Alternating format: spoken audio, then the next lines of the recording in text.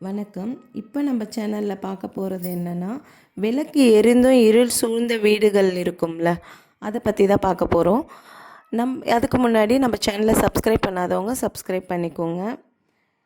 என்ன காரணம்னே தெரியல, வீட்டில் நான் லைட்ஸ் நிறைய ஆன் பண்ணி வச்சுருக்கேன், இருந்தாலும் வீடு இருட்டாகவே இருக்குது. மன அமைதி இல்லை. எனக்கு மனசுக்குள்ளே ஏதோ ஒரு பாரம் என்னை ரொம்ப அதிகமாக தாக்குது. என்ன எதுன்னே தெரியல. திடீர்னு நான் உட்காந்து அழறேன்.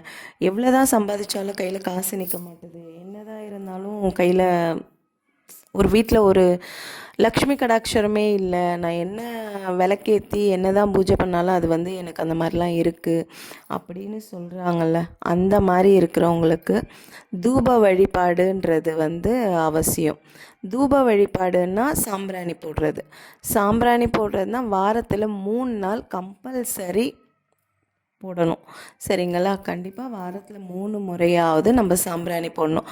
இந்த சாம்பிராணி போடுறதுல மகிழ்ச்சி, வெண்கடுகு, குங்குளியம், குங்குளியம் 3 பொருளும் நாட்டு மருந்து கடையில் கிடைக்கும். இந்த 3 பொருளையும் கலந்து சாம்பிராணி போடணும்.